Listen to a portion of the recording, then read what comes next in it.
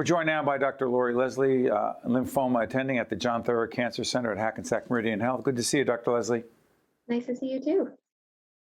Explain to us exactly what CAR T cell therapy is and why it's so important in terms of cancer treatment. CAR T cell therapy stands for chimeric antigen receptor T cell therapy. And basically what it is retraining someone's immune system to recognize and attack their cancer cells.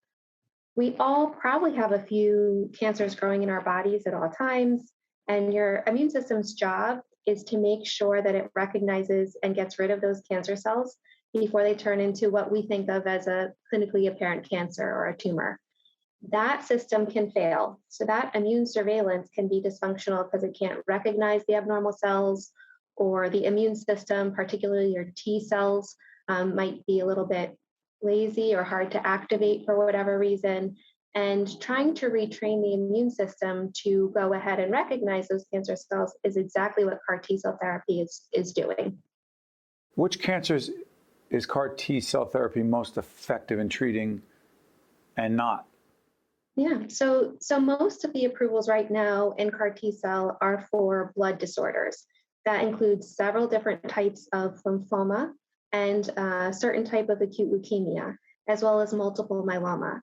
There are clinical studies ongoing across various different cancer types, including other what we call liquid tumors or tumors of the blood, but also across solid tumors, so breast cancer, lung cancer, gastrointestinal cancers, cancers that originate from, an organ. There's a lot of research going on in CAR T there as well, and we're expecting in the near future further research to lead to approvals in those types of cancers as well.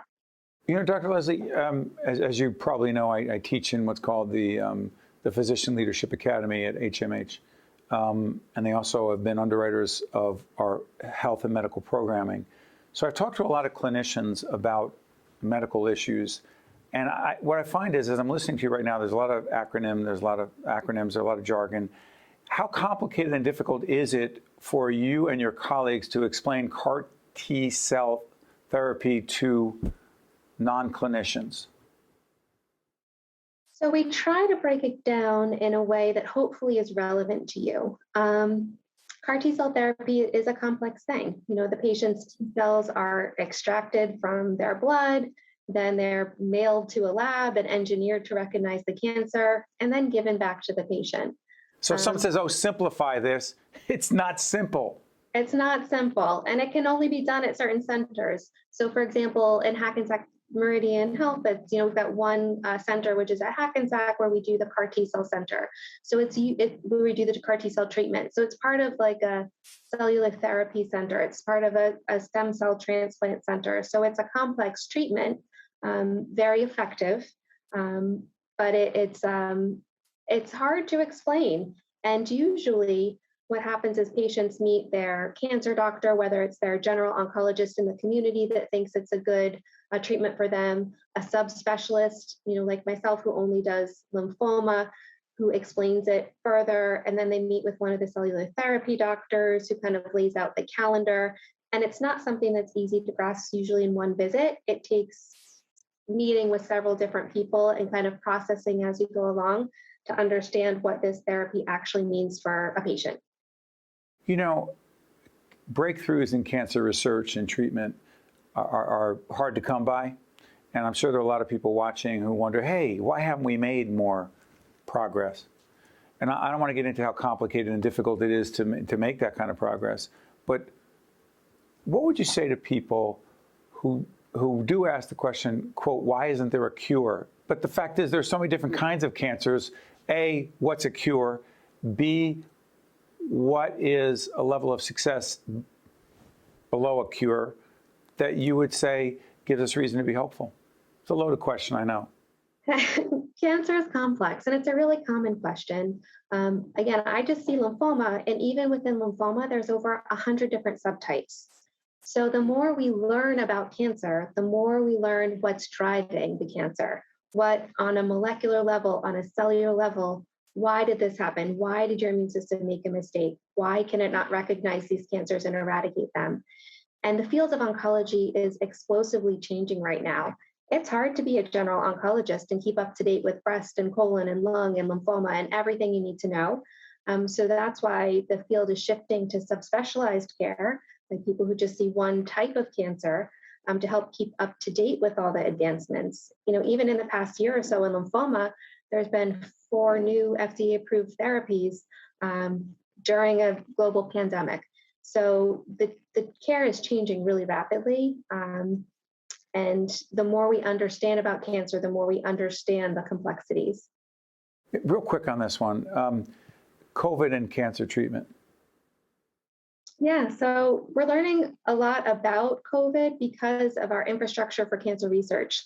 So as soon as the COVID pandemic hit, we were able to start some of the clinical trials looking at how to treat COVID because we have the infrastructure of how we've been doing this with cancer for decades.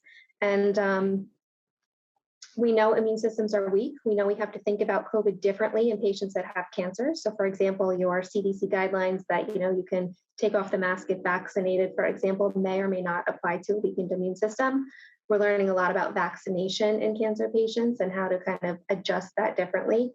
So it's really helped us learn more about COVID, learn more about our patient's immune system, and come together as a scientific community to figure out how to tackle both of these major issues together. And early detection continues to be incredibly important. Dr. Lori Leslie, I want to thank you so much for joining us. Thank you for having me.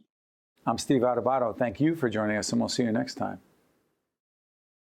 State of Affairs with Steve Adubato is a production of the CAUCUS Educational Corporation.